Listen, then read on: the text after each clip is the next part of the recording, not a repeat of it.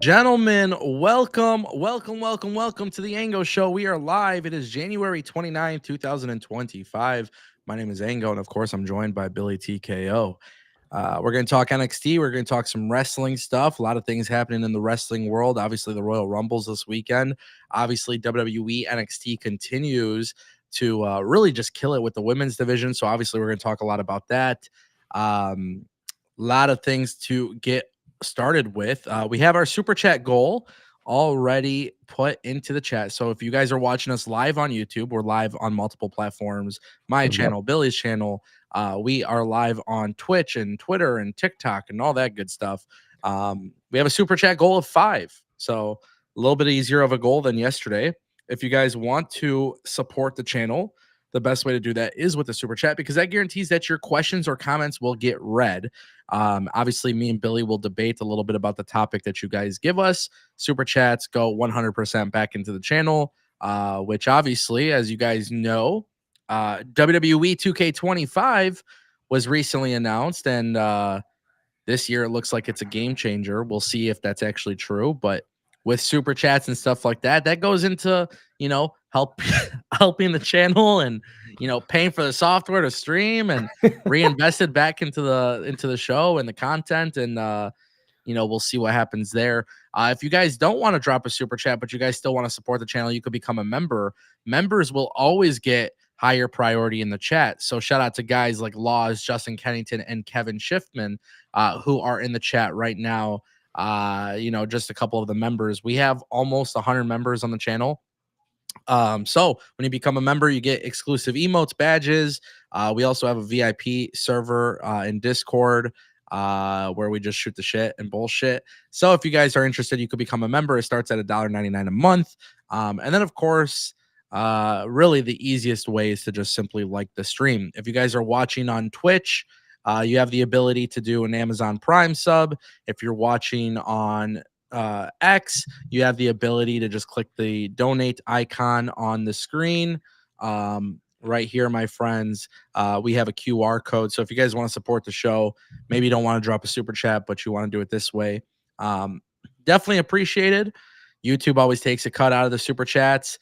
These donations, these QR codes that you scan here immediately, they essentially go directly to the Ango show. And I think it's a significantly less cut that YouTube takes. So if you guys want to support the show, feel free to do so. And then, of course, we mentioned yesterday, there is a push for merch. And, we got the merchandise out there. We got the original OG zip up hoodie. We got the Ango 316 shirt. We got the Ango Club tee and the hoodie. Obviously, it's cold out. It's winter. So if you guys want to get some merch, you'll get a personalized thank you video as well. Hopefully we're done with the shout outs. Hopefully I try not to just go on and on with plugging things, but of course, we're building something special on the Ango show. So if you guys want to support, that's the way to do it. And what a way to kick things off. Our good friend Tolino channel starting things off with 100 rupee super chat. Guys, the thing about super chats too, I saw somebody made a comment about this. The thing about super chats, it doesn't really matter the amount. For it, it's just the fact that you guys do it. It gives you priority. We engage and we discuss. So, Tolino channel's been coming through a lot recently, and Tolino channel drops a super chat saying NXT men's division is starting to build because there is a monster champ in the building. Oba can destroy them in the ring and on the mic. Obviously, last night on NXT, we did we did see something very interesting, which was we had the Grayson Waller effect with Oba Femi. Yep. We got Wesley versus Trick Williams, which I have my own point of view on Trick Williams. It's even part of the title, the fact that he's evolving, which is great. But I do think the men's division is still a little bit lackluster. For sure. It is building up a little bit, but personally speaking, I still think the women are the star of the show on WWE NXT, and I think it's really important that people understand the idea that NXT is going to have to build up their men's division. It's not going to happen overnight. It's just not. It's going to require some signings. It's going to require some good booking to build up potential, people to take the belt off Obafemi. But I will say this: Oba is incredibly gifted in the ring. He's good on the mic. He's got a really special aura that surrounds him. Um, I mean, Billy, the way I kind of look at this, unfortunately, is that Obafemi being the world champion might actually be a detriment to the NXT brand, uh, Mhm. just largely due to the fact that, well, I don't think that anybody's really positioned to beat him. Yeah, I mean, right now there really is nobody. I mean, when you look at that men's roster, you have to ask yourself, like, okay, who is somebody that could? And with the title, Trick Williams evolving and stuff like that. I agree. Actually, I seen a more serious Trick Williams last night. You could see while he was backstage walking out during the Grayson Waller effect, you seen his face a little bit, and you just seen how you seen him develop and you seen it on his face. So I don't know. I obviously you can't go back to Trick with the belt. So you give Oba the title, and now you're in this position where okay, now Trick is evolving and he looks good, but we just slapped the title on Oba and Oba's gonna have this run. And still with Trick evolving, it doesn't necessarily matter because I still wouldn't believe that Trick could beat Oba currently in this position, if that makes sense. Yeah, no, it definitely makes sense. I think they have a problem where there's nobody who is credible enough to beat him. Yeah, Um, and it's interesting because for the longest time, NXT has always had a really good they've done a really good job of having like a really strong main event scene. If you for go sure, back for sure. if you go back in the early days of NXT when Seth Rollins was world champ, and then when eventually obviously Shinsuke Nakamura became NXT champion, and you got Samoa Joe and all these guys in NXT. Like they've always had like a really strong main event scene for the men. I think you could even make that argument when they had gone 2019, 2020 with Adam Cole and stuff Mhm. like that. Yeah. But even like NXT 2.0 with Carmelo Hayes and Braun Breaker. And right now, I don't think the main event scene is that strong, which is it's hard. It's hard for me to be invested. I watched NXT last night, and I enjoyed the episode, Mhm. and I enjoyed the stuff with Wesley and Trick Williams a lot, and I Yeah. was very Yeah. happy to see what they did there. But to me, it's like it's just not. They don't have somebody that speaks to me immediately, directly, saying Yeah, this is there's nobody that you could fully get invested in right now. And I to think beat. that For me, it's not. It's. Let me correct yeah, you from yeah, my point yeah. of view. Yes. I agree that in that aspect, but I It's can't get invested into anybody that's gonna be credible enough to beat Obafemi. yes, yes, and that's really what I'm trying to say here is that it's hard to get invested into somebody and thinking like, "Oh yeah, that's gonna be the guy that's gonna beat him." Everything just seems very, very predictable when it comes to Obafemi. Even with the match that they made, coming up at Vengeance Day between Austin Theory and Grayson Waller, that just seems like a match to tell a story more for Grayson Waller and Austin Theory. I don't really know. I didn't like that, to be honest. I mean, me okay, so here's the thing. If we're gonna start pushing at a Grayson Waller and a, Austin Theory potential turn, sure, I could see it all day long. I don't know why you need Obafemi in there. Uh, I I guess that's what confuses me is, like, why haven't we done something just between those 2 to kinda tease at it a little bit more? I just don't know if Obafemi would have been the guy that I'd be like, "Oh, yeah, like, we'll put them in a match with him, and then we'll start the dynamic and stuff like that, and obviously Oba will win that match." It's just bringing Grayson Waller and Austin Theory to NXT when I think the focus should be on them being booked in the World Raw Tag Team Championships, title scene or something like that. Like that's what they. Well, I think the thing is WWE sees the potential of Austin Theory being a face. They're starting to see that. Okay, so why should that play out on NXT, and why should maybe that happen at Vengeance Day and not WWE Raw? So I think number one, when you look at the main roster and how stacked it is, whether you like to believe this or not, it is that people just naturally aren't invested into that storyline on the main roster with those two. And you seen last night in Atlanta, and people will argue that it was Austin Theory's hometown, but regardless of the fact, Austin Theory got a really good reaction there, like Okay. a really good reaction. So I have a little bit of trouble with what your point is, because I don't agree that people don't want to see it, because I feel like anytime WWE has teased it on SmackDown, even months ago when it was like a little bit more lukewarm, of a story, the more WWE kind of teased it, the more people were kind of anticipating and waiting for it. The Yeah, crowd reaction was there. So now the thing is, people aren't as interested anymore, but that's because they haven't really been teasing it as much as of late. And then, yes, this past week, obviously now it's being picked up again. There is a lot of potential in Austin Theory being a baby face, and I think the IWC, he's one of the guys that the IWC hate, but Austin Theory is a very, very talented individual. He has always been a very talented individual. for sure. Why should NXT be the place where this is happening? This is something that's happened on the main roster. And by the way, we just had, you know, we're looking at it. We're living in a time period right now where WWE Raw, like these guys were part of the transfer portal. On WWE Raw, there's a tag team division. If you're gonna break up this tag team, if you are going to break up this tag team, then you better have some good plans for both of them.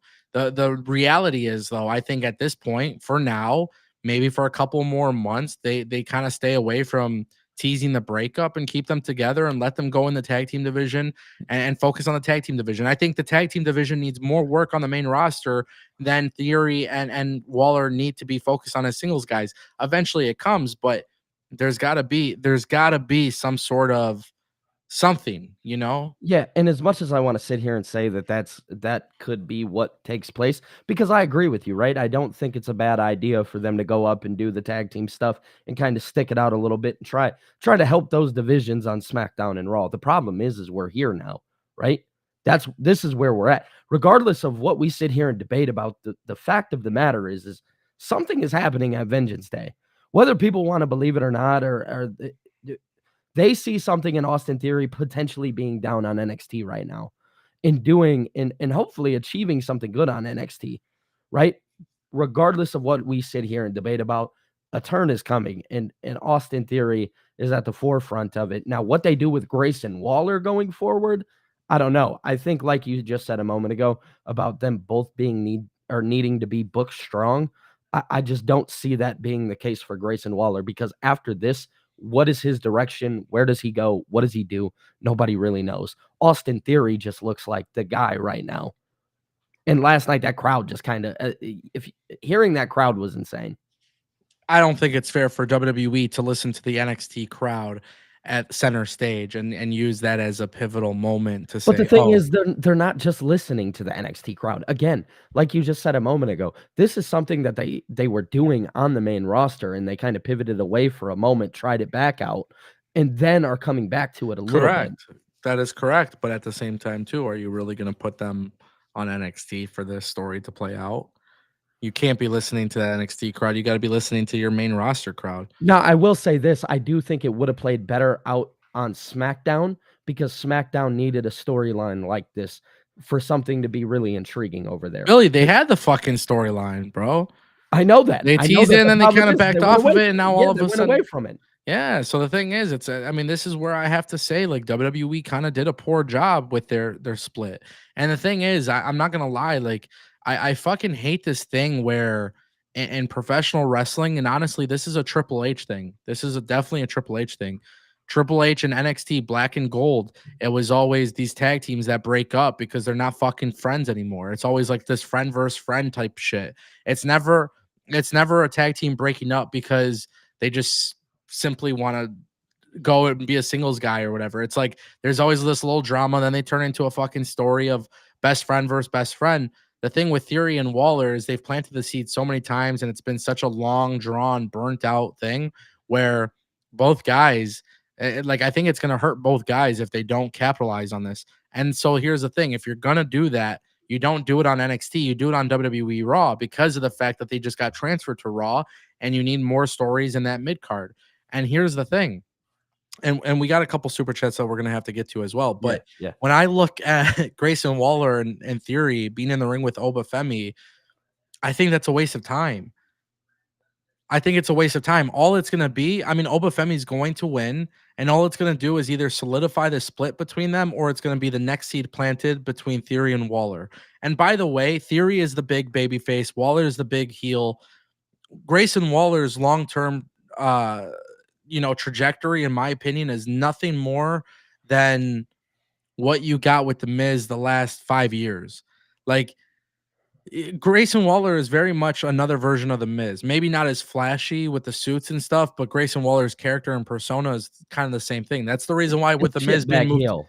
yeah, like with Miz being on SmackDown, there's no point of having fucking Grayson Waller on there. So to me, the way I look at this is Grayson Waller is always going to be the guy that until they find something for him that really clicks, which they could because people do like him and he does get heat, but until they find something that really transcends his career, he's going to be a mid-card comedy slash shitbag heel who's, maybe he'll get a couple title reigns here and there for the mid-card titles or whatever, and he's a good wrestler and he'll figure it out, but that's going to kind of be his ceiling. And I think with Austin Theory, there's a lot of people out there who believe, hey, this guy could become a world champion at some point. And Yeah. honestly, as much as I'm a huge fan of Austin Theory, I'm starting to be under the impression that maybe WWE without Vince McMahon, it's just not going to happen because I don't think Austin Theory is going to take precedence over Karrion Kross or Sami Zayn or Jey Uso or some of these other people we've been talking about. We say that right now, but 2 years down the line, we don't know if we're going to be saying that. Here's the thing. For sure. Is I've seen Austin Theory booked under Triple H before. Yeah. Seen it in NXT. I know that he's a fan of Austin Theory. I think he still believes that Austin Theory needs development, right? Because I think we can all agree Austin Theory still needs to develop a little bit. He needs to find out that it factor behind him. We kind of go back to that promo that him and John Cena had at WrestleMania 39 and, telling him like, you don't have it yet. When you think about it, he doesn't. Right now, all he has is the looks behind it, right?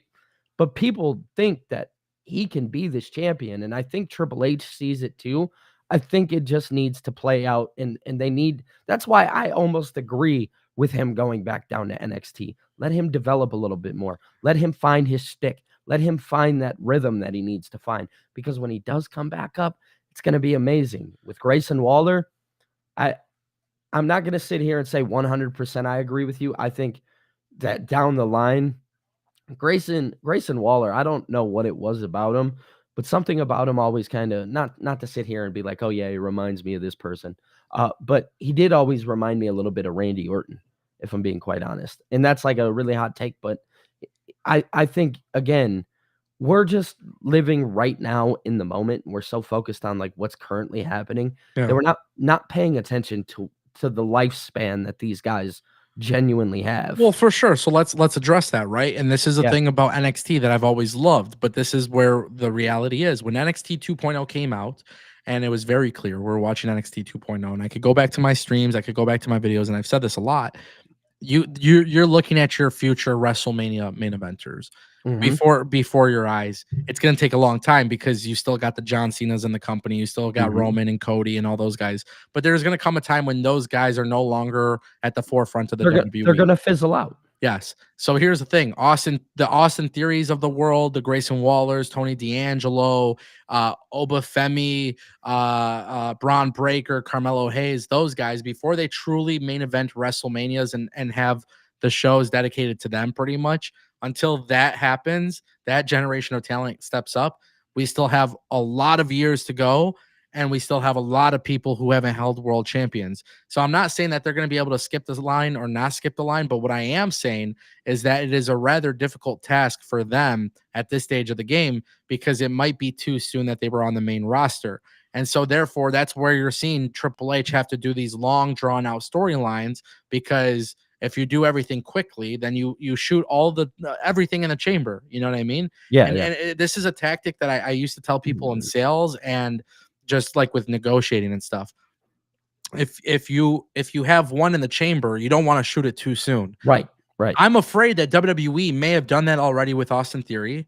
I think 100% Vince McMahon ruined Austin Theory. I'm very convinced of that. And I'm not saying you can't rehabilitate things, Right. but I don't agree with you that Austin Theory should be sent down to NXT yet again, because that would be like the third or fourth time that's happened. Austin Theory can be a singles guy, and you could put him in the mix with the Intercontinental Championship with guys like Penta and Braun Breaker and whatever. There's a lot of things you can do. And here's the reality. This is the reality that nobody wants to admit, but this is the problem when you have bloated ass rosters. AEW and WWE both have this issue where not everybody could become a champion. So here's the thing. Austin Theory and Grayson Waller should not split because the timing of it is terrible. And the reality is they're going to go fight Obafemi, and there's going to be another. It's either going to be that they split, somebody walks away from each other, like something will happen. And I'm telling you, it's the wrong thing. You want to talk about the future and the future. Yes, these guys are all part of the future. But what are you going to do in the meantime? You have to keep them relevant, and you have to keep them doing something special on television in order for that to matter. And until they do that, it's going to be really, really, really difficult, because for every time that somebody, like right now, Austin Theory and Grayson Waller, perfect example, there's an opportunity here to split them off and let them do a singles run. But now, is that going to come at the expense of Penta, who's getting some momentum? And this is why wrestling fans get mad. And this is why wrestling fans are absolutely unbelievably unhinged on Twitter about this, because they're like, "Oh well, the Penta's buried." Like that's what they'll say if Penta doesn't get TV time. Oh, Penta's buried. But then it's like, who do you prioritize, the new guy or the guys that you had before? And at some point, I think Triple H has to realize that there's certain people where you shouldn't do a singles push. You shouldn't break up the tag team. Like imagine, for example, when they were teasing potentially DIY breaking up. And they came back to it. But here's the thing: DIY stood together. Now they're the tag team champions. But if they had Tommaso Ciampa turn on Johnny Gargano and Johnny didn't turn heel with him, what are you doing? It's not like these guys can have a major singles career at this time, because there's just too many things taking precedence over it. So I have a very, very hard time with that. And truth be told, I think it's just really shitty when you look at professional wrestling. People are going to get screwed. This is one of those situations where NXT doesn't really have a great main event scene. And by the way, Obafemi's feud is now Grayson Waller and Austin Theory, which their story should be taking place on Raw.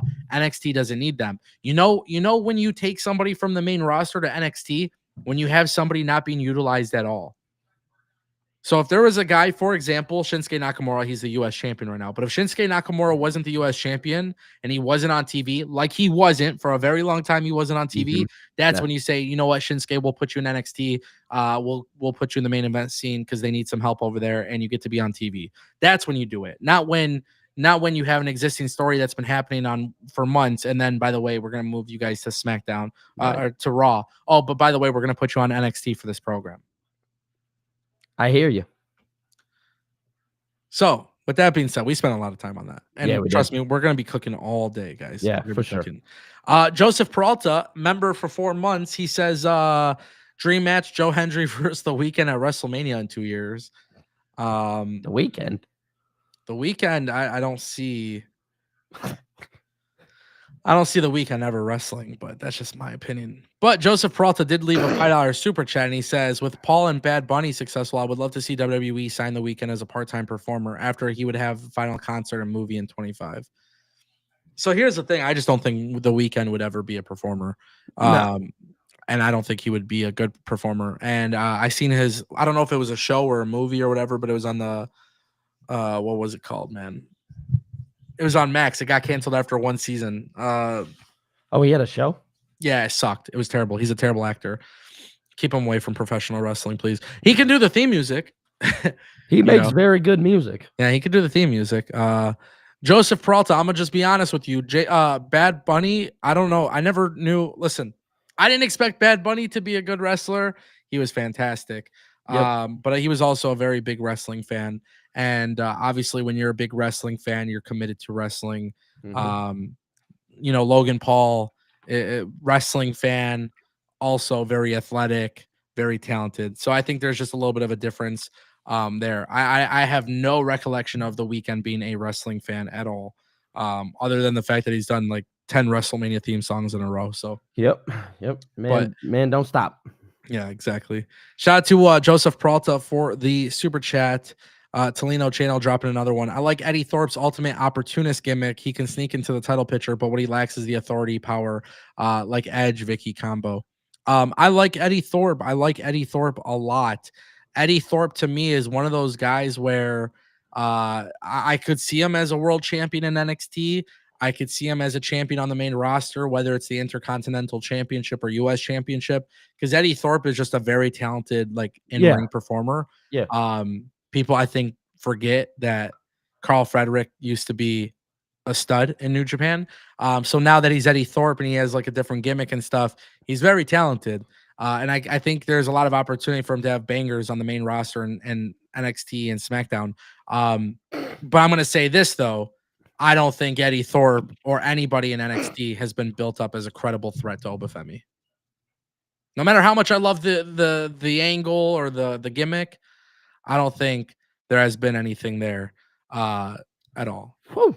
So, My you bad. good, buddy? I was going through it over here. I had to mute myself for a minute. Oh, you good. You good. Shout out to Tolino Channel for the super chat. We got D-Rec Tube, $2. Austin Theory is Randy Orton before Legend Killer. I agree. And that's all Austin Theory actually needs. Austin Theory needs. And it was funny because Billy, you were like, oh, Grayson Waller reminds you of Randy. Nah, bro. nah, I'm telling you. I think Austin Theory reminds me a lot of a young Randy Orton before Legend Killer, and eventually he found what it is. Yeah, he found what it was. Randy found what it was, and Randy obviously completely evolved into what he is today, which is a phenomenal Hall of Famer, one of the top guys. And just a little quick story. Some people that I was hanging out with the other week, we were talking about professional wrestling, and they always ask me, they're like, "Oh, like does Randy still wrestle?" And I'm like, how do you even know Randy Orton? They're like, you know what it is? We used to watch back when we were kids, and then we played SmackDown versus Raw, and we played, these games, and that's how people remember. So even when people don't watch wrestling today, there's still things that they remember from the past. And eventually there's going to come a time when Randy's no longer on WWE TV.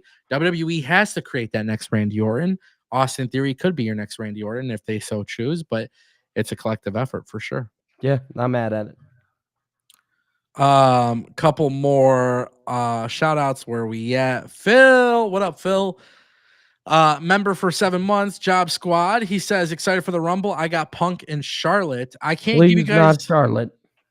I can't give you guys my predictions for the men's one, but I pretty much told everybody I'm choosing Jordan Grace. So we'll have a Royal Rumble prediction show probably tomorrow. Yep, I'm picking everybody but Charlotte.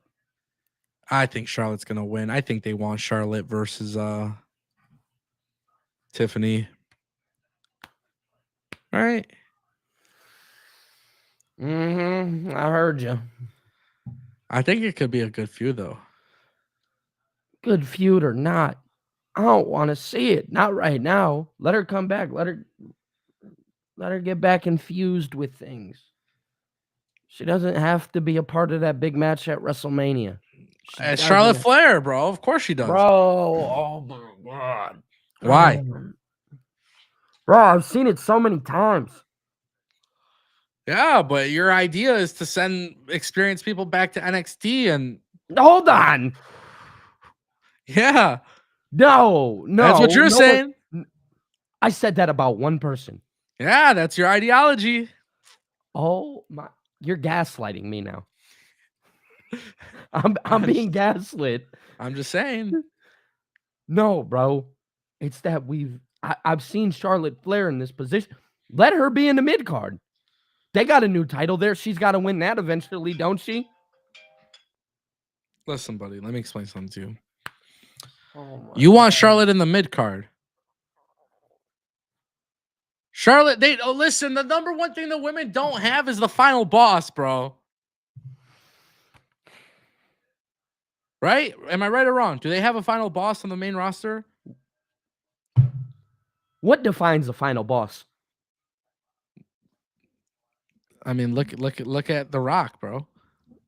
Okay. Yes. Okay, Different scenario. Different look at The scenario. Rock. I'm hearing you. Okay, let's look at Roman Reigns. Held it down for 4 years. Cody beating Roman Reigns was a very significant moment. The Yes. women's division doesn't have that. Charlotte Yeah. Flair is the closest thing that you'll have. She's the biggest and best star that they've ever had in the I women's was, division. wait, you're saying Becky Lynch couldn't be that? I think I have to put Charlotte over Becky. Why? Why do you have to? I have Because to put Charlotte over Becky and Bailey and Sasha and yeah. Rhea exists. Yeah, I have to put her over Rhea. I'm not saying you're wrong, by the way. I'm just saying I don't want to see it. Can I tell you why Charlotte makes more sense as the final boss? Yeah, go ahead. Because Becky, we've seen her drop the NXT title to we've seen her drop the NXT title. We've seen her drop the women's championship. We've seen Rhea lose. We've seen Rhea have the belt vacated. Rhea got injured and stuff like that. And obviously so did Charlotte. But I think what ended up happening was we've seen the women kind of flip-flop belts a little bit more on the Raw side. And with SmackDown, since the last time we seen Charlotte hold the belt, it wasn't like a flip flop thing. It was a lot in the beginning of her title reigns. You know, she would win it, win it, drop it. But for Mhm. the most part, she's kind of been built up as the most. Like I said, I Yeah, agree with you 100%. I don't think you're wrong for saying what you're saying. yeah. I just think that there is a different route for her because as much as she is see, the thing is I genuinely, okay, people are gonna come at me for this. I don't, if we're gonna talk about a final boss and stuff like that, I don't think there needs to be one. The women are so diverse and they put on great matches, and there's a lot of great and talented women throughout the roster. Who carries the women's division currently? Rhea, in my eyes. Rhea Ripley carries the women's division. Yeah. And Rhea's women's division has been mostly it's mostly consisted of what? A love angle. Yes. Okay. Okay. I hear you. Okay, when Cody beat Roman Reigns, it was a very impactful moment, right? For sure. Okay. If somebody beats Rhea Ripley right now or Tiffany Stratton, It's not as impactful. sure. So if you had Charlotte go on a dominant run for 3 years and copy the Roman Reigns method, and then you had somebody like Dakota Kai or Lyra Valkyria or Chelsea Green or somebody, you know what I'm saying? I'm Mia Yes, you're Yim. just throwing out names. Yes, but you can create the next big baby face Okay, female. that is fair. That is fair. And I that's hear what they don't have in the women's division, but they have it in the men's division. Mhm. So I'm saying you got to replicate it. You need that person to have somebody go over. Now, personally speaking, if there was a person that would prefer other than Charlotte to be built up as this final boss, it would be Bianca. Yeah, for sure. Bianca, honestly, like we're not talking the Royal Rumble, but I'm going to talk a lot about Bianca Belair. Bianca Belair is a very, very, very solid pick to win the Royal Rumble and to verse Rhea Ripley. However, I want Bianca Belair full on heel turn. Yeah, because that has to happen at some point. And what I would really love, I mean, if we're just going to fantasy book for a second, I would love Jade Cargill to be in the Royal Rumble and Bianca tosses her ass out. Yeah, that'd be nice. And I would love for Bianca Belair to officially switch to Raw and challenge Rhea Ripley. Okay, that's fair. If I'm not going to get Jordynne Grace winning the Royal Rumble, that's what I would want, Bianca versus Rhea. But again, if that's the case, if Rhea were to go heel and then they were to give her a year-long reign and or a year or two long reign, which you know how I feel about long title reigns, they kind of suck. Yeah. But for somebody like Bianca to turn heel and hold the belt for 2 years, man, imagine you could create the next big babyface female star going on a chase for 2 years. Mhm.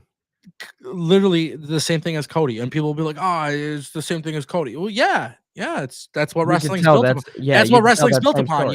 You have your evil champion, and then you have your baby face, and the baby face goes through the climb, and they have adversity, and they face setbacks, and eventually they win it. Look at Daniel Bryan, WrestleMania 30.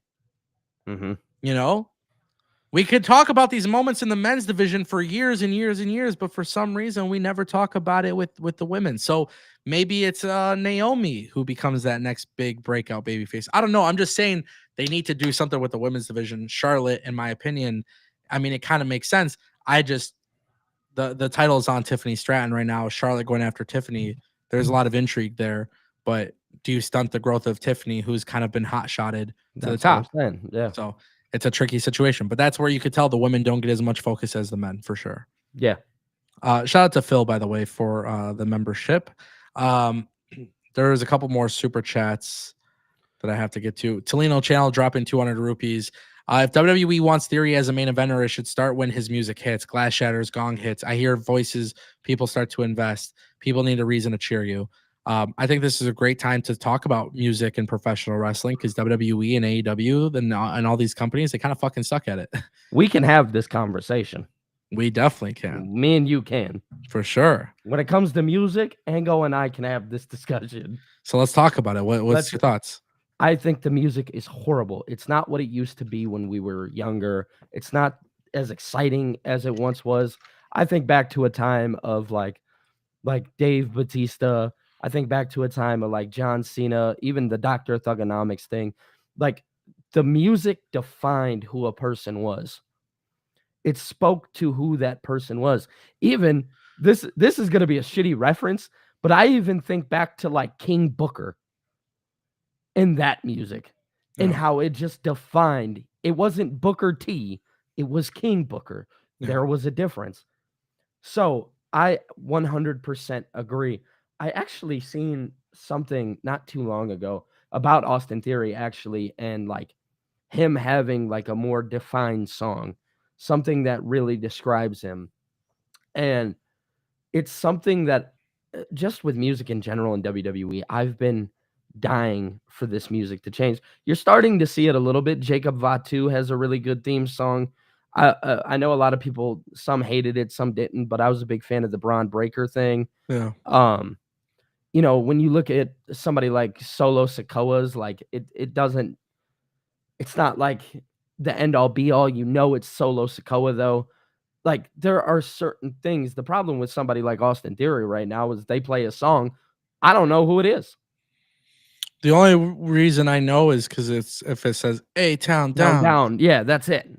Every song needs like a little bit of a stinger or a hook, something that just like really defines who the person is. The reason why I don't care about the Royal Rumble anymore is because there's so many people. There's 30 entrants between 60 entrants between two matches, and I know maybe like 10 theme songs. So well, think back to like Edge's theme song, for instance, at that Royal Rumble. Yeah. That was a horrible Rumble. Yeah, it really was. And you think back to it in that moment with Edge, that's what you remember. Why? Yeah. Because the moment you heard that song come on, you popped. You think you know me. Yeah. It went crazy, and then the pyro and everything. You know, it's crazy though, because like, for example, Jordan Grace is not a WWE talent at the time, but when she was in the Royal Rumble, you hear the siren, thick mama pump, everybody kind of has that thing. But she had the Scott Steiner siren thing, and like everybody was like, oh my God, it's Jordan Grace, right? Like people knew it was Jordan Grace.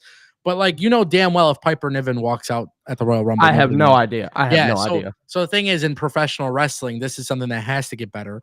It's something that's not good at all. It's problematic for sure. But to me, it is a problem because I think like for every wrestler, I mean, look at the Judgment Day. Every week they're getting new music now. DIY has been getting new theme music.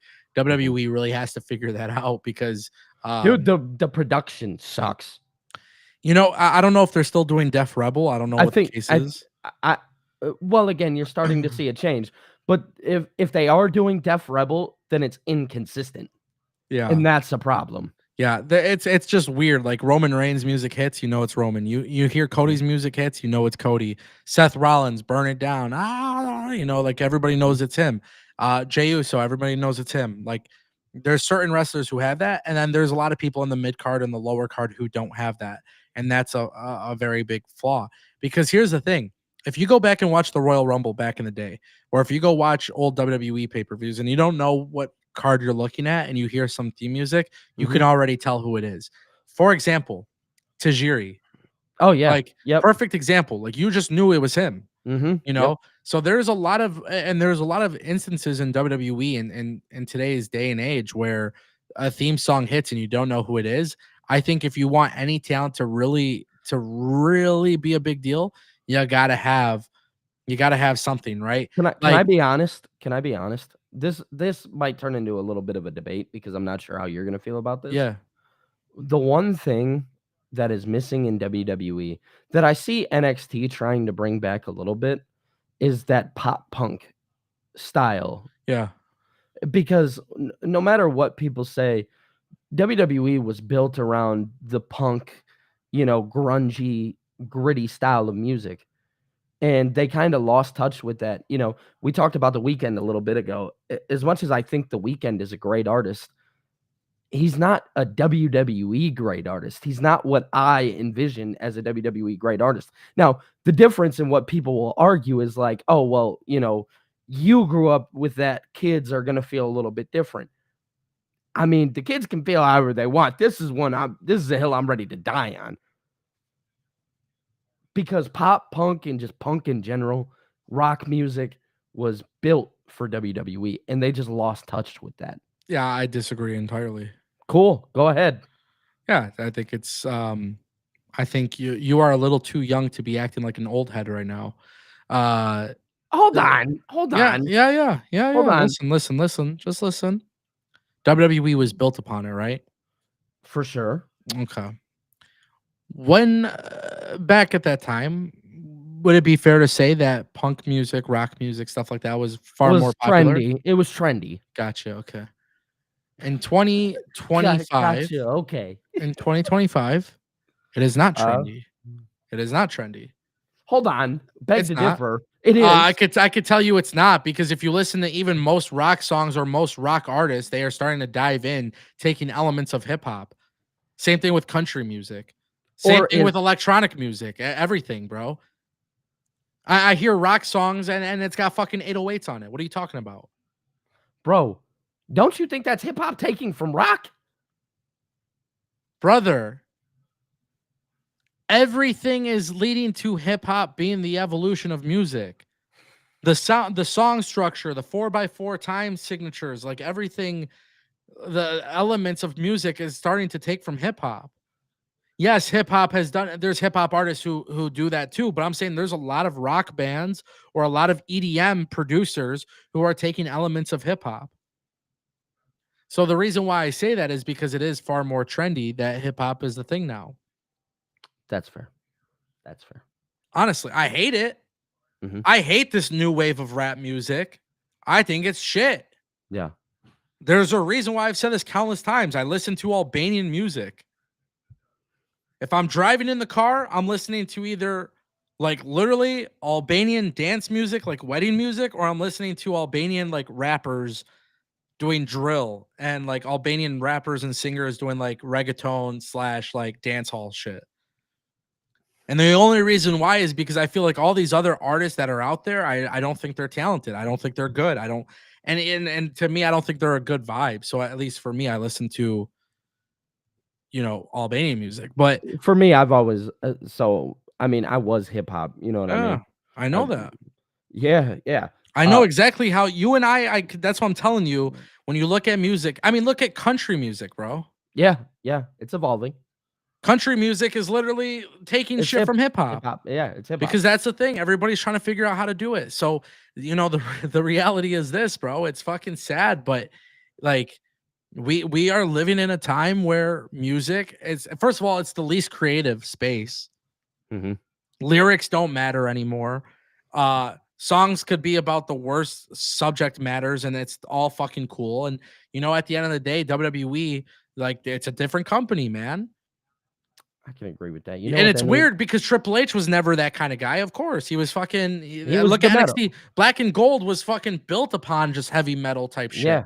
Mhm. And I get it, but at the end of the day, you got to move with the times and then look at WWE today. WWE has Travis Scott and Meg Thee Stallion and all these things. It's like, why? Because that's what people listen to. Mm. It's crazy, but it's true. Well, I mean, Ango, I'll be honest with you. they can go listen to a song called Lost. They might change their mind. Oh yeah. No plugs, no plugs. No plugs. Shout out to Tolino Channel for that super chat. We got another one from David Primero. $4.99. He says Asuka was the OG final boss until they ruined her and had her lose to Charlotte. Look how she was undefeated in NXT and how everyone was Okay. Okay. But who ruined her? Who ruined her? Vince. Yeah. Vince ruined that. Man, Vince ruined that horribly. It's the truth. I mean, when you look back at just her NXT run, I remember how insane it was. Her NXT run was massive. I remember people comparing her to Goldberg and things of that nature. and here we are today, and people forget that was a thing. Mm. And that's a shame. Yeah. Yeah, no, it's definitely a shame. Asuka's booking was so good in NXT. Fucking what a time that was, bro. Hopefully she's back by the Royal Rumble. Hope so. I want to see her back in the Royal Rumble. She was the OG final boss, but yeah, Vince McMahon ruined her. I definitely agree with that. Mm-hmm.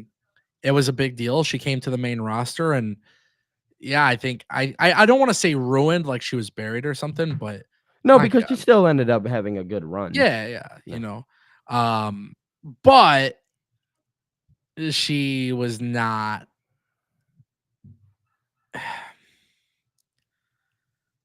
she was a good example of somebody who came from NXT, booked a certain way, went to the main roster, and Vince had a different idea. Yeah, for sure.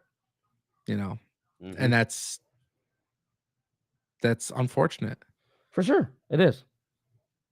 But yeah, no, that I can see that 100% being the case here. You know, if it sucks that they ruined her, but here we are. You know, I wonder what they're gonna do with Asuka. I wonder if they're gonna have her still with Damage Control. they can't.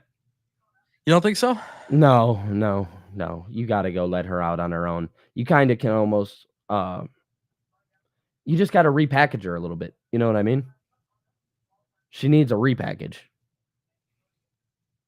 I feel like they've never really fully repackaged her. You know, last year they kind of did the thing where she had her face paint that was inspired by the stuff that she did in Japan, but you know, like Shinsuke kind of came back with like a really dark gimmick. Well, that's kind of what I was gonna say. Is you can almost kind of do that same thing with her. Just a complete overhaul of her character. Yeah, why not? Something dark and cryptic, maybe. Yeah, why not? I mean, if there's anybody who would excel with it, is Asuka. Exactly. It could be really cool, honestly. Like I can imagine like if Asuka were to come back and go heel and leave Damage Control or something, because Damage Control is kind of like fizzled out a little bit. Yeah, it's played out now. Yeah, interesting. Shout out to David Primero for the $4.99. Reels and Heels dropped a $5 super chat. Io Sky is winning the women's rumble, and I feel that Charlotte will enter our program with Jordan Grace. That would be fun. I wouldn't complain about that. If Io Sky were to win the Royal Rumble, I think that would be really cool. Io Sky is such a tremendous talent, and I would be down for it. I think the women's Royal Rumble is you know, it's a lot harder to actually I think both of them are a lot harder to predict, but I just think it's a layup for them to have Charlotte beat all the women in the Royal Rumble and then go for Tiffany. I think that's just like they can do that, you know. Yeah, I wouldn't.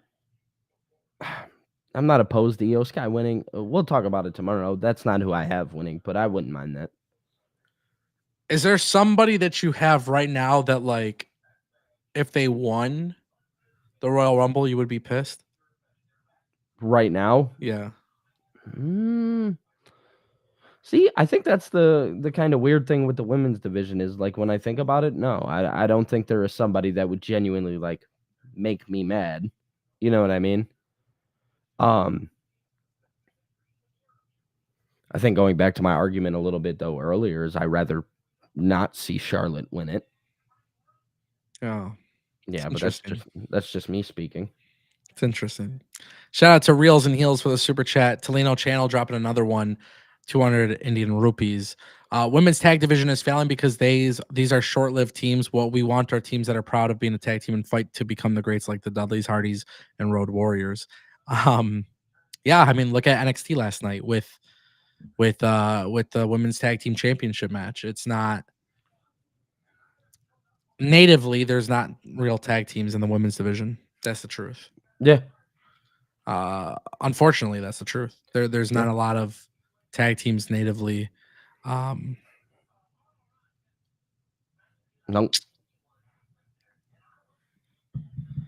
You know, I'm gonna say it again. And I love Lash Legend and I love Jakara Jackson and stuff. I'm gonna say it Yeah. again. Just get rid of the women's tag team championships. Please just get rid of them. Please just get rid of them. It's hard. I mean, It look, is.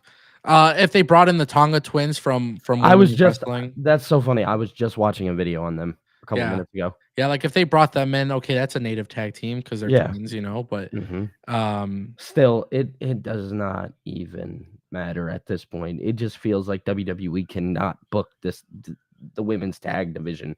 It doesn't even feel like a division. It just feels like a bunch of shit piled together. Yeah, And then you call it a division. exactly. Yeah, it's tough. Yeah. Shout out to Tolino Channel. Just wanted to throw this up there because a lot of people didn't know this. Wait, is Ango Albanian? Yes, sir. I've seen that. Yeah, I don't know how people don't know that. I like literally blast it all the time. I was about to say it's kind of hard to miss. Yeah, bro. I take pride in who I am, baby. Good. I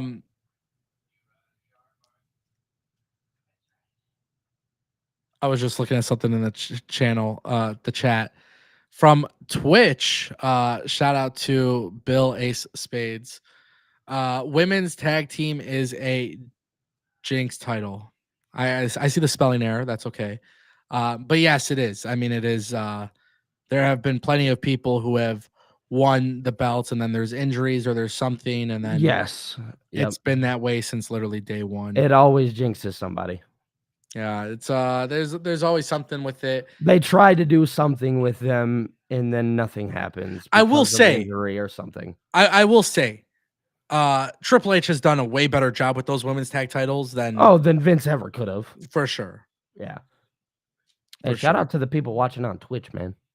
Yeah, shout out to y'all on Twitch. Appreciate y'all. Now would be a good time to just take a quick little commercial break, actually. Yeah. And then we'll come back and talk about some more stuff. If you guys have any super chats or anything, get those in. We'll come back from a quick commercial break. Yeah.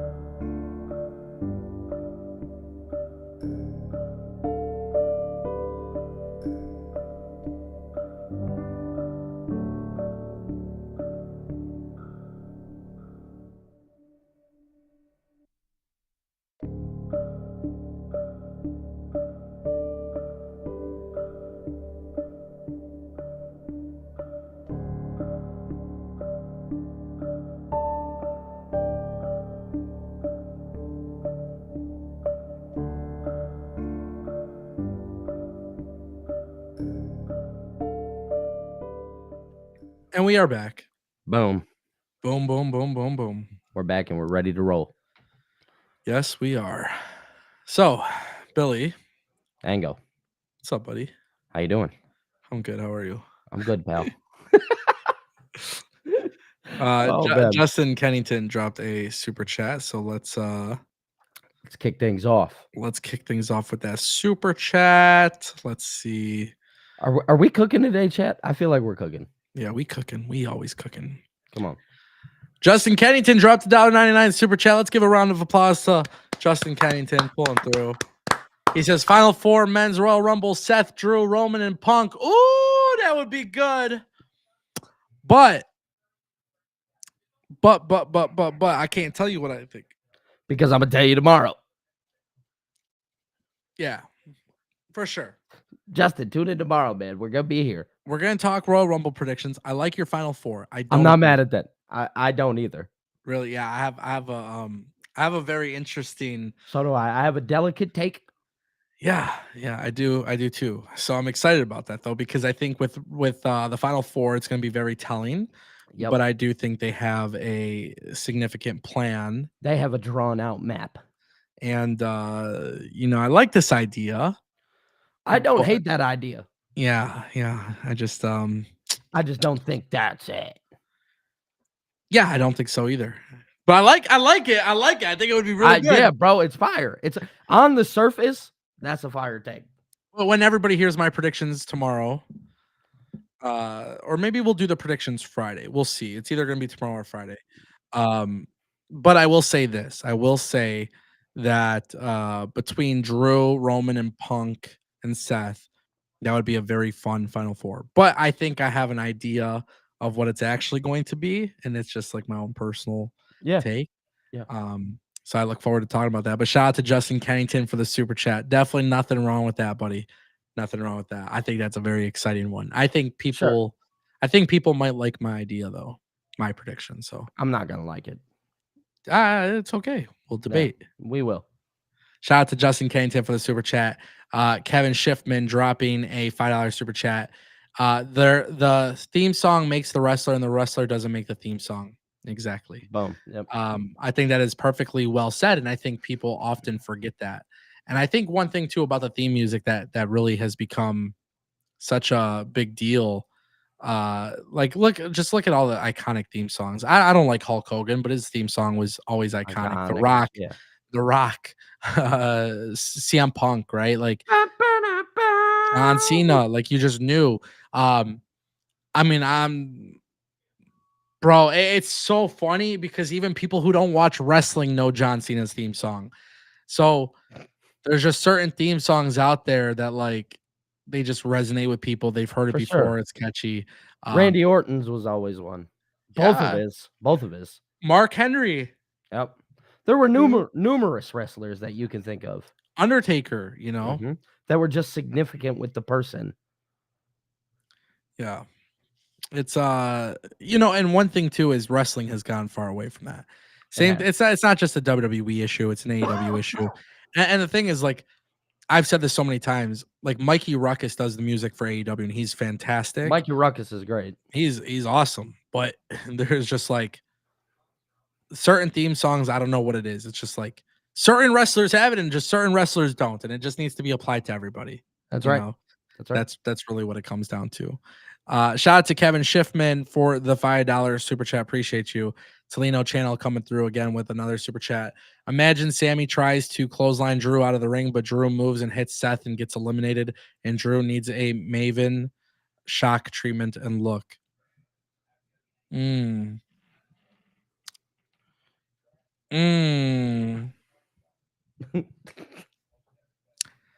Stay tuned for the Royal Rumble predictions, guys. We're going to talk about it. There will be a Maven shock moment. For sure.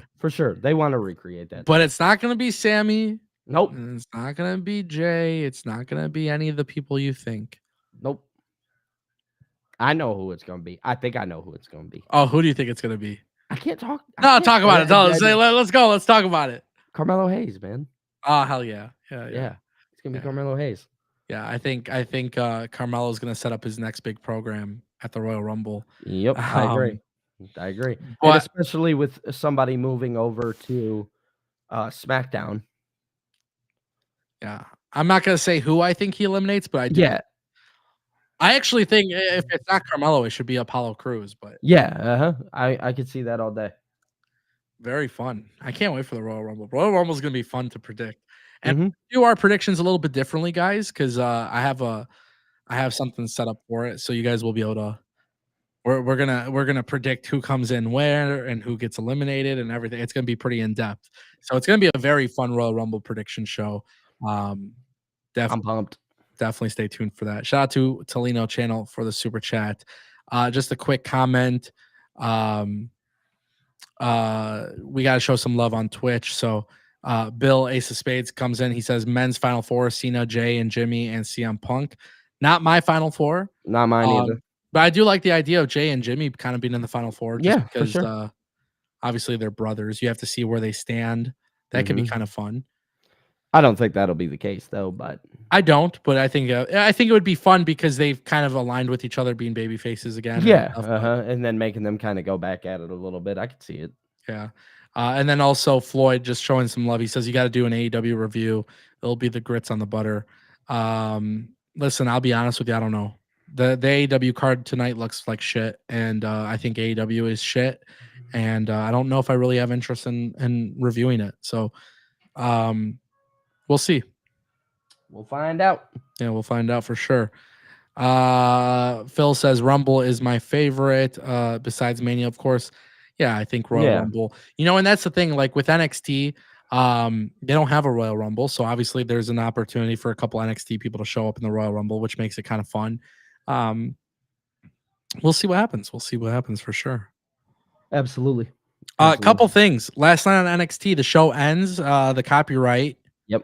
The copyright thing hits, and then we get this transmitter interruption that says NXT Vengeance Day. So they are teasing something for Vengeance Day.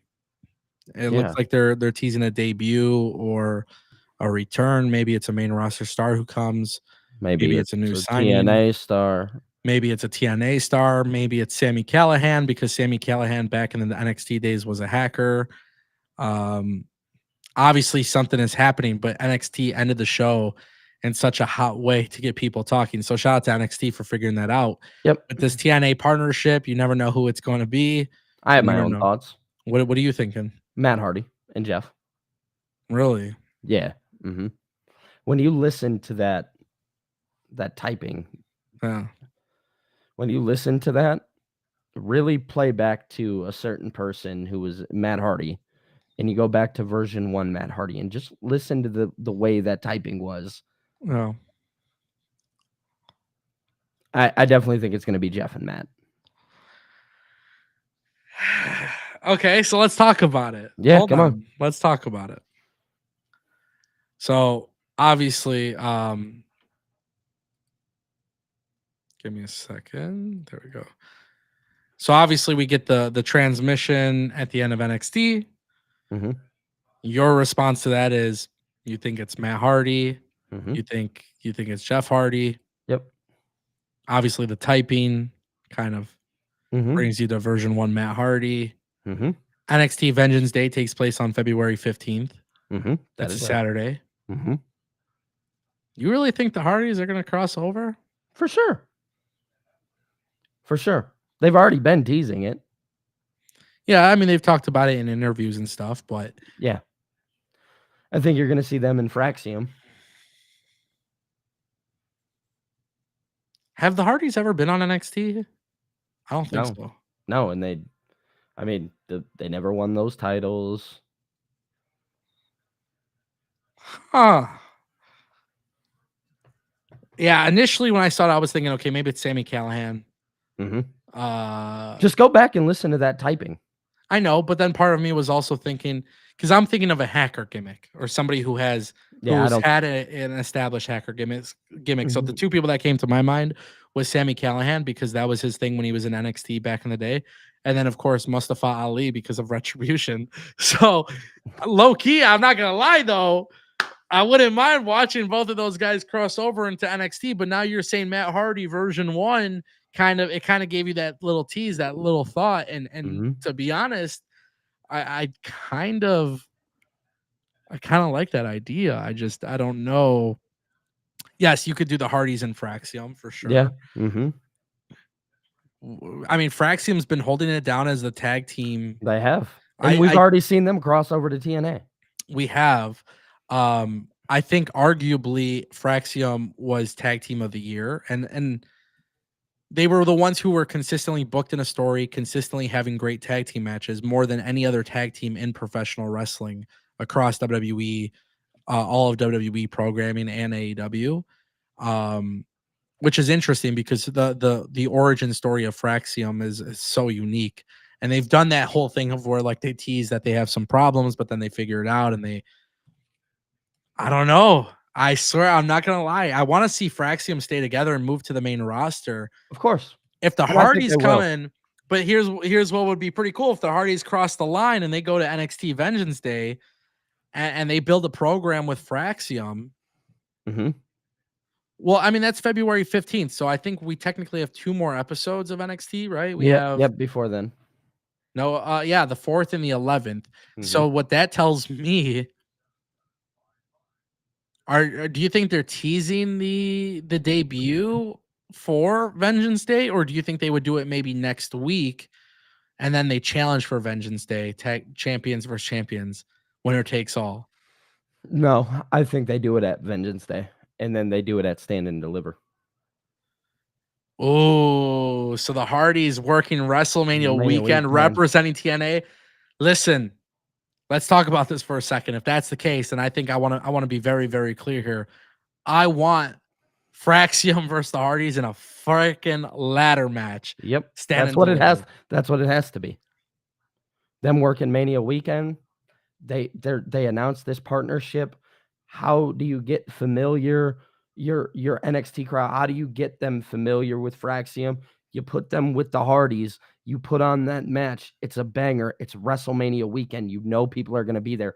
That is a good look for not only WWE, but that is also a good look for TNA.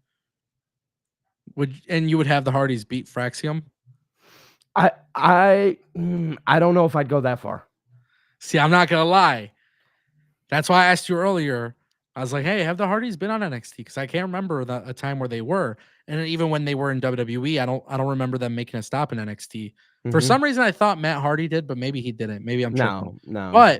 But here's the thing: if Fraxium, I don't want to see Fraxium break up. They are such a good tag team. The tag team divisions Yeah, on Raw and do SmackDown. not break them up. Do not Yeah, break them up. I would keep them together. Honestly, I think it would be far more advantageous for them to drop the belts to the Yeah, Hardys. I'm not saying I'd be against it. I'm Yeah. just saying if you wanna make them look strong and you wanna make Fraxium look strong, right? You allow Fraxium to keep the titles, but if you do wanna call them up and you want them to go work the main roster, because obviously we know that those are 2 guys that eventually you could help that main roster tag division and stuff. Those are Yeah. 2 guys that could really help it, especially on Raw, who needs the help right now. Yeah. They could go up there and do that, and you can kinda have the Hardys just kinda work some younger guys. Which is so advantageous, like OTM, for example. OT that's exactly who I was gonna say. Yeah, like They OTM and then look at what they were doing with Private Party. Matt Hardy was doing with yeah. Private Party back in AEW. You could do that same thing and really tell a story in NXT with OTM and the Hardys. There's a lot of opportunity there. I gotta say, I gotta be completely honest with you. If I'm fantasy booking this, I'm for sure having the Hardys win. Stand Yeah, and deliver, ladder match, Axiom drops the belts. Axiom moves up to the main roster, starts giving us bangers with War War Raiders and Raiders. Yep. yeah, for sure. But then the NXT tag team division, they have to figure out who's gonna take the belts off the Hardys because I don't want to see the Hardys hold the belts forever. No, because But they can't. They can't. yeah, they can't. But it would be really cool. Like even Wes Lee, he has these 2 guys, and I know one of them's Tyreek, and I forget the other one's name, which bothers Yeah, me. I've seen them But I too. like these guys. These are heavy hitters, like these guys are big guys. It would be kind of cool for them and OTM to be, out there. You have Gallus still in NXT. Obviously you can't forget about Stacks and Crucifino. You know? Yep. And so like that's an opportunity there. Shit, You dude. just gotta let them build the tag division a little bit more, and obviously they will. You know what I mean? The thing about There's gonna be somebody to take the belt off them. yeah, but that's the cool thing about tag team wrestling in NXT is like right now they could throw any two random people from the performance center together Yeah, and and just like call it a tag team. for example, Hank and Tank are a great example of they may not be the most experienced or the best wrestlers, Mhm. but they come out and they get a pretty good reaction and they kind of have like this old school like fun little gimmick. For sure. um I'm not saying for them to be tag team champions or anything just yet, but I'm saying like you could start building your tag team division a little bit better in NXT once Fraxium's gone. Mhm. And having the Hardys kind of have, like I said, I don't want them to have too long of a reign, but they can work with some of these younger guys and help them a little bit. Let them And work there then till SummerSlam, you know what I mean? yeah, Till SummerSlam weekend. and it would be cool if they do winner takes all, because if Fraxium, if the Hardys are showing up with the TNA tag titles and the NXT tag titles, that'd be really dope. And honestly, it makes sense for people to try to cross over into TNA to For try and sure. win back the NXT tag For titles. sure, You like the know, Rascals or something like that. yeah, yeah. So there's a lot of opportunity there. I love this. Personally speaking, I love this idea. I was not Oh, what a great stream today, because this got me thinking of like the Hardys have they've pretty much held every tag title belt. And They Matt have. and Jeff, they post these pictures of them carrying like every tag title belt. They So posted a picture of them with Fraxium. yeah, so dude, give me it. Give me that match. I'm cool That's with it. good. I'm cool with it. I'm here for it. Amazing. That is honestly amazing. Ah, fuck. Dude, Yeah, man. that is so good. That is so good. I love that idea. So do I. Um there was a couple more shout outs that I Mhm. had to get to, so let me find them. Paul David Elliott, he says, "Oh, member for 11 months, so shout out to you." Um, Paul says, "Hey guys, who wins Super Bowl 59, Chiefs or Eagles, and what is the betting line?" Wow, interesting. Why are we asking that question? Answer it, Billy. No. You wanna know who's winning? Nobody. The I ain't fans lose for sure. the fans lost Yeah, because you wanna know who it was supposed to be? the Lions. The Detroit Lions. Yeah, ain't that some shit, huh? I'm so hurt. Oh my god, I still think about this every day. The I Lions dropped the ball, my boy. I hate Ben Johnson. I'm a hater. He went to Chicago. Mm. Yeah, he went to Chicago. We got a little bit of breaking news.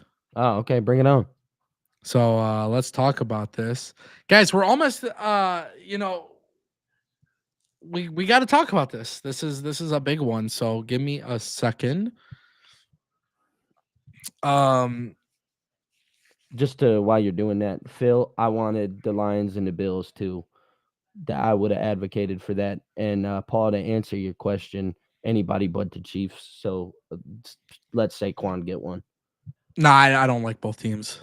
I don't either. I dislike them both, I but hate both teams. I'd like to see. I like Saquon Barkley, so I'll root for the Eagles under that It's gonna circumstance. suck having to go to a Super Bowl party knowing that both teams you freaking just hate. Bro, oh my god. They dropped the logo though, and if we're going off the logo thing, Yeah. like it's Honolulu blue, baby. Lions are we're coming.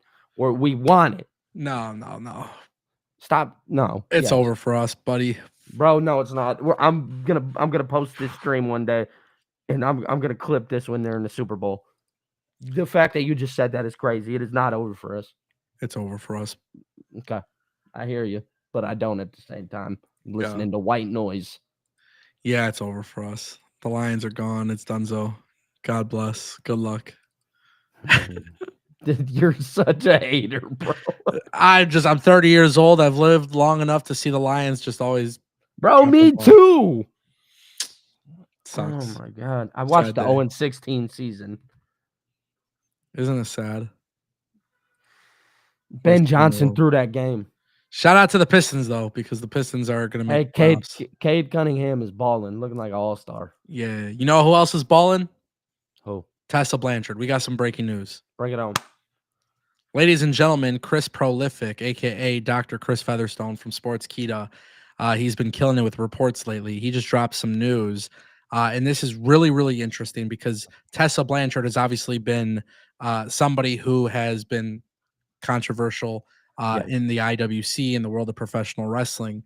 Mhm. Dr. Chris Featherstone came out with a tweet, and he says, "I was just informed that Tessa Blanchard had many problems in CMLL and yelled at a few girls in the locker room, which led to meetings with the whole women's roster and the boss because of all the drama."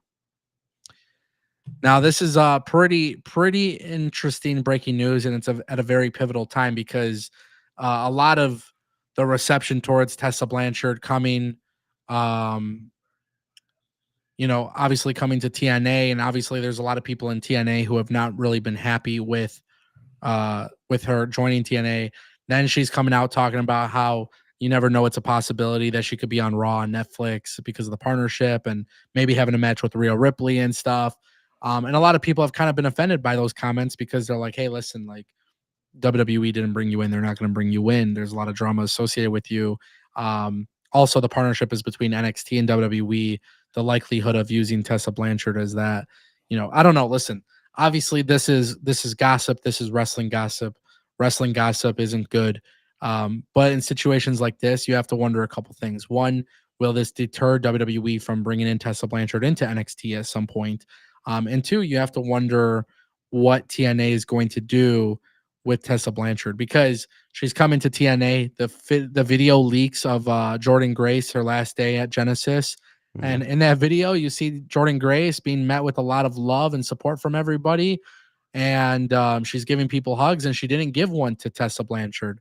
She just walked past Tessa Blanchard and gave a group hug to everybody.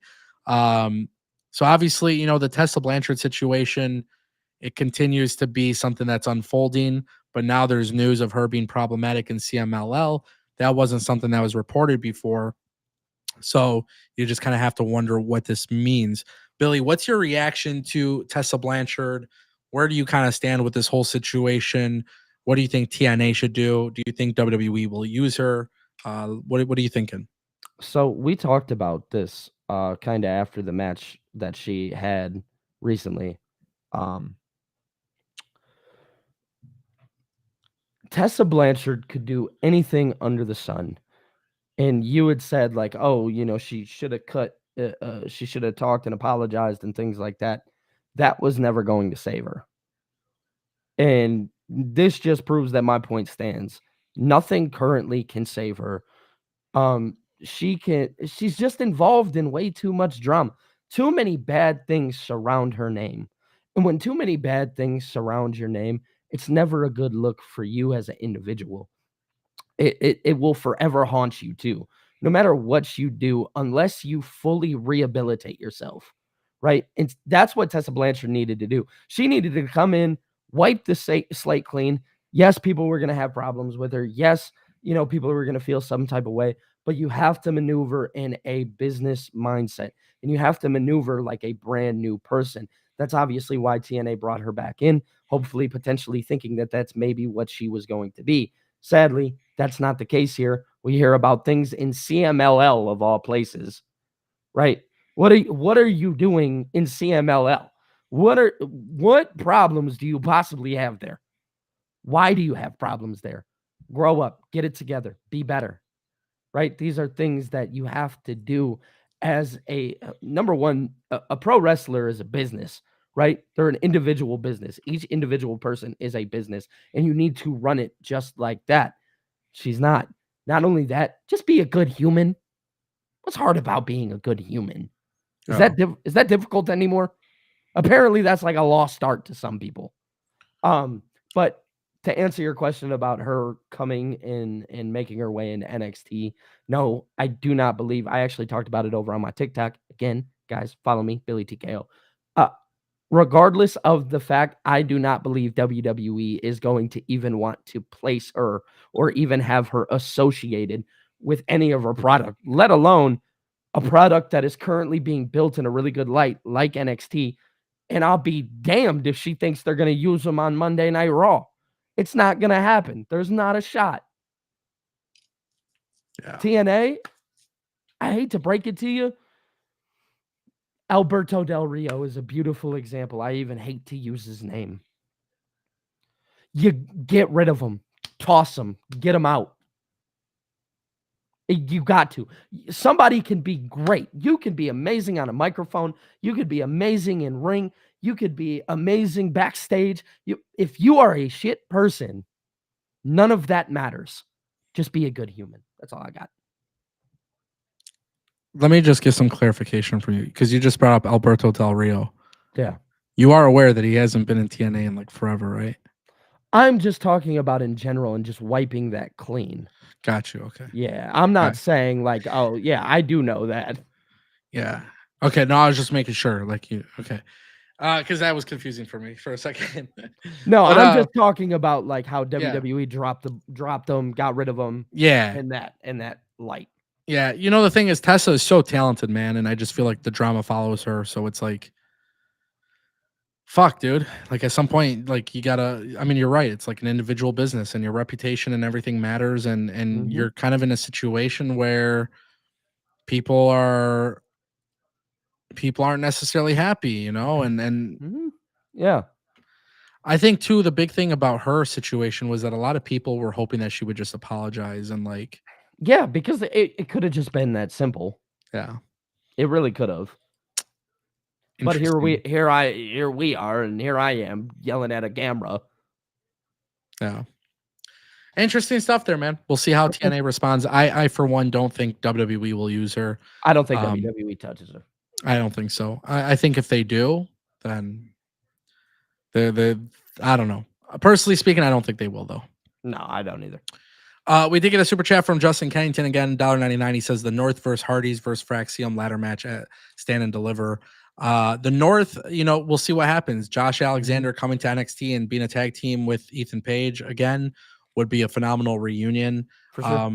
I do think both of those guys should be solo, but I wouldn't mind watching them as a tag team. I think later on down the line you could do that. Yeah.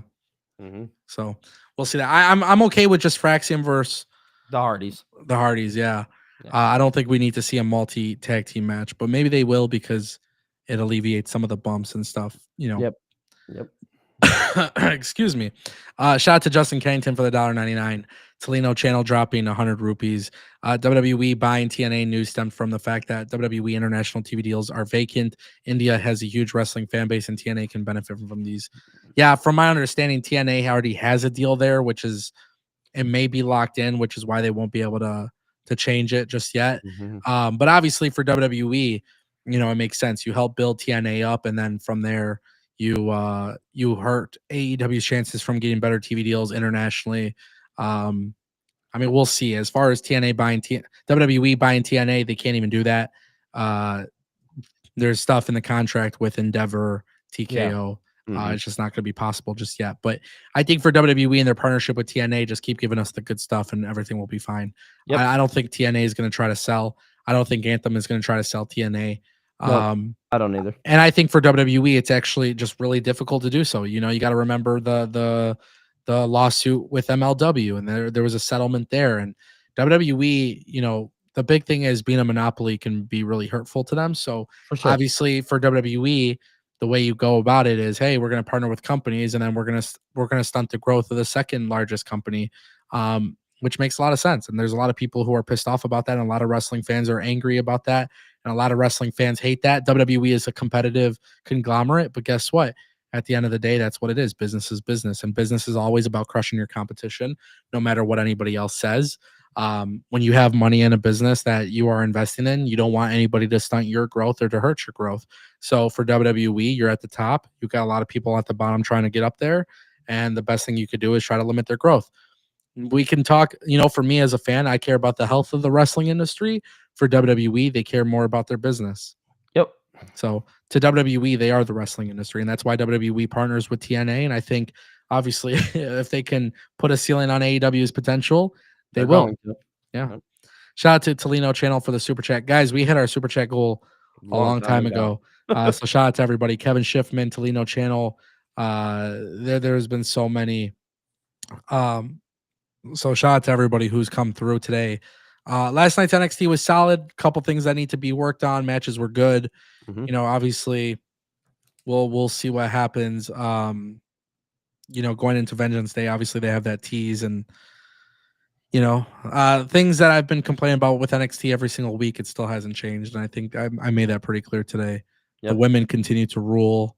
Fallon Henley, Shotzi, and just the They're mid doing card their there. thing. Yep. Exactly. There's just a lot of good stuff there. So, Stephanie Vakir.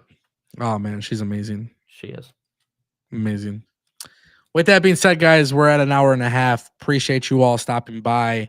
We'll be back tomorrow. Then we'll be live Friday as well. So 12 p.m. Eastern. Don't miss it. Shout out to all of you guys. Thank you for those who have renewed their memberships and super chats. Shout out to everybody who was in the chat going off today. Great show. Appreciate y'all here. And we will see you guys next time. Peace. Peace.